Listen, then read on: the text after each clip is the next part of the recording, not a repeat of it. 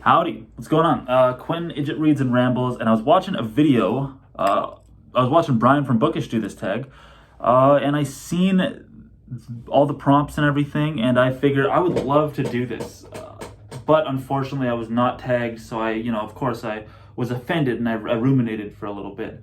And after a while, I was thinking about it so much, I went to sleep, and God himself approached me in a dream, and he came to me with a bag full of the awestruck faces of 7 billion subscribers, and he said, Quentin, thou shalt do the tag. And I say, okay, whatever, God, whatever. And, and then here we are. I woke up, and you can't get much more important than tagged by God himself. But, it's the why I haven't read these books tag. And I've added a few, I guess, I've added a few prompts, and also for every one I picked 2 books because, I love talking about books. I want to talk about more of them. First things first, a fiction book. I'm going to pick one of them as being Fathers and Crows by William T. Vollmann. I'm so excited to read this. I read the first section, and I know I'm going to love it, but it is steep in Canadian history, and since I'm going to go to school and be a history minor, I figured that what I will do is wait until I take a couple Canadian history classes, an intro to pre-colonial Canadian history, and then post-colonial Canadian history, and then check this out. So maybe just the post-colonial, but I want to check this out in one of my summers. That would be great. Sorry about the chair.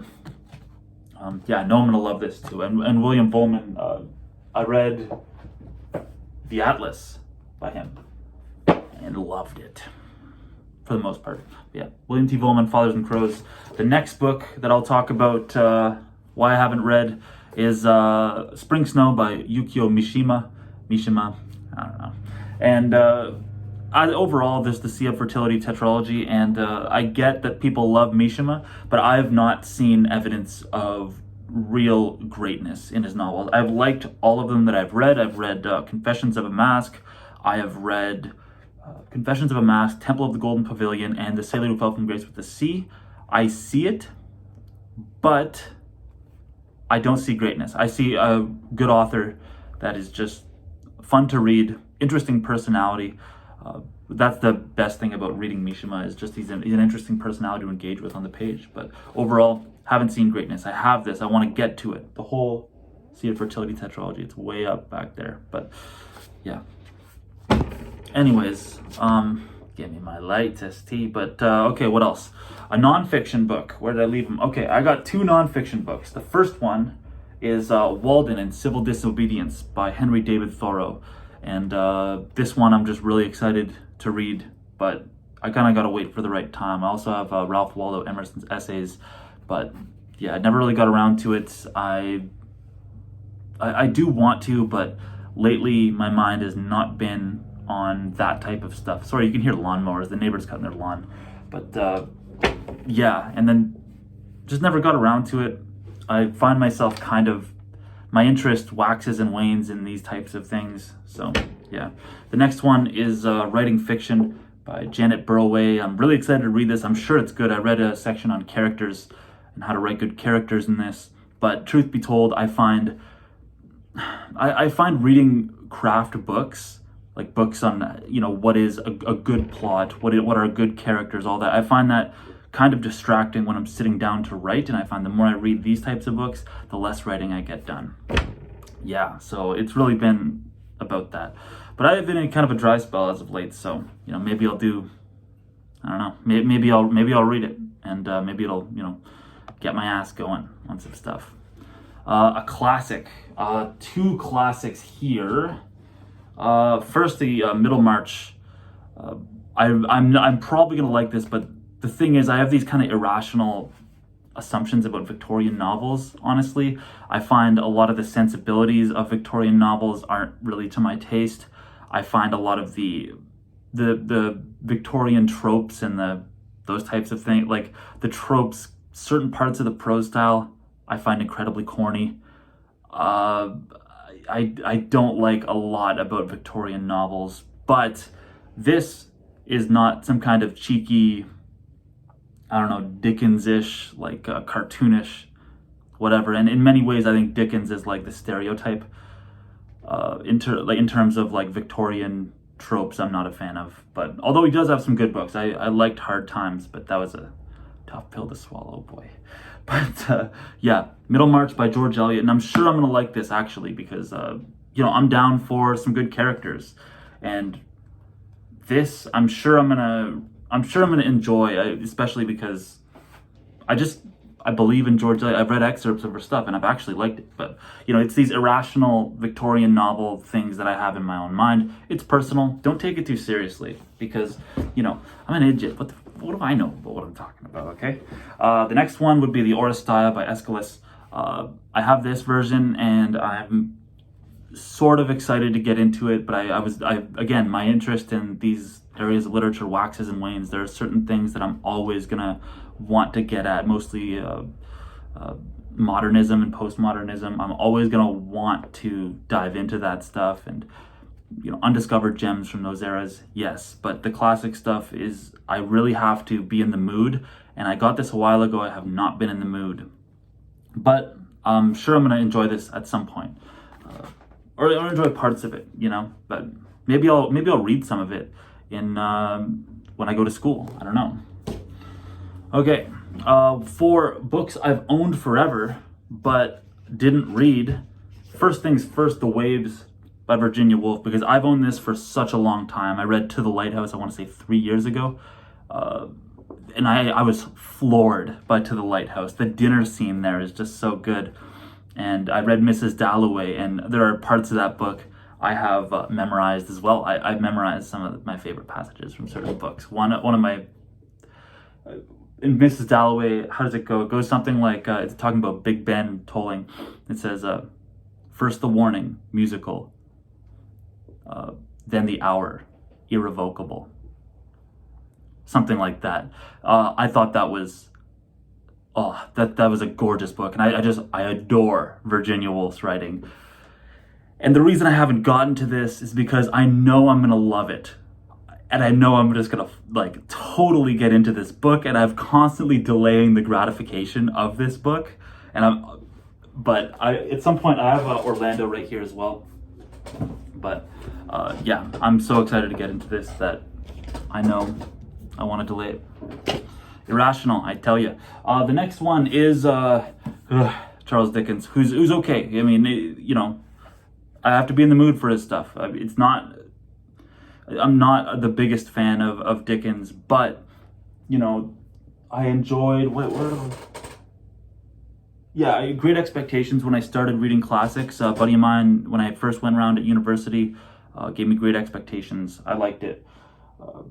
I read Oliver Twist. I liked it. I read Hard Times. There were parts I was like, "Are you serious, Charles Dickens?" But overall, I thought it was okay. I thought it was pretty good. Some of his best chapters ever, like the keynote, are in that. But David Copperfield, I'm excited. I got this when I started out reading fiction post-university, and I got these editions. Middlemarch had this edition because the bookstore was selling them for $10. So obviously, I bought the biggest bricks I possibly could. I like to stretch my reading dollar, but yeah, I got this a long time ago and never really wound up doing much with it. 5, a genre book, and my 2 genre books that I will say are the memoirs of Sherlock Holmes by Sir Arthur Conan Doyle, which, let's be completely honest about this type of stuff, detective fiction, and that is just like, I'm less than uninterested in it. I just could not give less of a shit about Sherlock Holmes, to be completely honest, and haven't read a lick of that. It could be the best thing ever, could be my favorite book ever, but I haven't checked it out because I don't really care. And on top of that, I got it when they were 3 for $10s. So also Lovecraft Compendium. Lovecraft, I read a couple of these. I thought they were kind of spooky, but I also just wasn't really convinced to sit through a longer tale. I read Dagon, Call of Cthulhu, but I wasn't really convinced to sit through really anything else. But yeah, could be decent authors. I'll probably never know. Okay, and then I think actually, yeah, that's it for the prompts. I'm gonna add a couple of prompts. I'm gonna say tell me, well, sorry, I'm getting notifications on my laptop, but a poetry book. What poetry book do you have that you haven't read? And one is The Forest I Know by Kala Ramesh. Kala Ramesh is an Indian author. I think she's Indian. Am I wrong? But at any rate, Kala Ramesh, I want to be right about this. But she writes kind of like in like the classic tradition of tanka. Tanka are basically like, haiku is typically the 5-7-5 form. Tanka are 5-7-5-7-7. But of course, when they're brought over to the English language, they are the rules of haiku, the syllabic rules of haiku and tanka are kind of stretched. Yeah. So they're stretched and bent. So this, I'm quite excited. I know I'm gonna really enjoy this, but I just haven't gotten to it for a while because haiku is something that I need to be in the mood for, and honestly, I just need to read more of these forms. I think what I'm gonna do on my Instagram, I'll link my Instagram. I think what I'm gonna do is just do a haiku a day in the stories, and basically get myself back into the haiku headspace like that. I'll do a haiku a day for about a month or so. I'll see how I feel about it. Maybe keep doing it. I got haiku to post. So Forest I Know, Kala Ramesh, check it out. Should be good stuff. The next one is Les Chants de Maldoror. My French, not so good. But the L'autre amant. I butchered that. I'm sorry, my fellow Frenchmen. But yeah, I don't know. This should be good. My uncle recommended me this. I also saw Better Than Food recommend this, and I'm into transgressive literature for sure. So I definitely want to check this out, and especially because I think this was mentioned in Yukio Mishima's Confessions of a Mask, as well as get off that book, Zhang Zhongyu's When Adam Opens His Eyes. But yeah, I'm excited to get to this. This is good, but I got a million friggin' books to read. You know what I mean? I buy way too much books. The next one is a book of short stories, and I got two. One is stuff that I don't even know why I got in the first place, but Arabian Nights is probably the master bather again, Scott Bradfield, that made me check it out. But I think what I'm going to do is over the next little bit, just try to do 50 pages a month of this and just kind of really creep into it. This is the first of 3 volumes. I only got 7 nights into it, but yeah, I kind of liked it. There were elements that I was a big fan of, but overall it's just the size and the lukewarmness of my reception to this that I was But keep in mind, when I say I don't like one of these books, first of all, if you like it, that's your vibe. That's cool. I will not say anything but that is your vibe. And yeah, I mean, gotta respect it. But overall, some of these books I just was not the biggest fan of. And even if I'm wrong, it's my vibe. It's not your vibe, it's my vibe. Next, I'm going to talk about the Penguin Book of Japanese Short Stories, which this has some stories that I know I'm going to love. Actually, one of my favorite... it has Akutagawa's work, which he's an author I'm mixed on. His best stuff is incredible, but overall, I just think in translation, the mid-tier Akutagawa just doesn't really live too well. This thing is divided up into multiple sections on the Tohoku earthquake, tsunami, and nuclear meltdown in 2011, the Great Kanto earthquake, post-war Japan, the Kobe earthquake, modern life and other nonsense. Dread, it's got Hellscream, that's a good one, by Akutagawa. Nature and Memory, Men and Women, Japan in the West, Loyal Warriors. I know I'm going to like so much of this, but I just haven't really got around to it because I have I do love Japanese literature. I kind of geek out about it. I want to read The Boxman by Kobo Abe pretty soon. But overall, the individual volumes of stories from Japan that I have, Kanezaki, Mishima,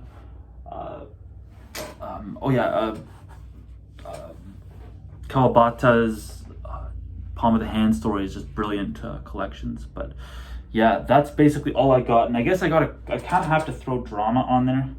So And you know, this is just other stuff I haven't read. So Ibsen's 4 plays, 4 major plays. I think we got like A Doll's House, Hedda Gabler, Ghosts, and The Master Builder. And another one of drama that I want to talk about is, there are some Shakespeare plays I haven't read. I really want to get to Midsummer Night's Dream, because the whole guy falls in love with a donkey I think is hilarious. But yeah, that's it. That's all. I don't want to keep you too long, but I did want to ramble on about books. If you're watching this and you give it half of a shit, then thank you. If not, I don't blame you. But that's it. That's all. Peace and groovy. And I'm gonna tag whoever. You know, I don't really. I don't know, who cares. Peace out. Peace and groovy, I should say. I want to sign off every video with that.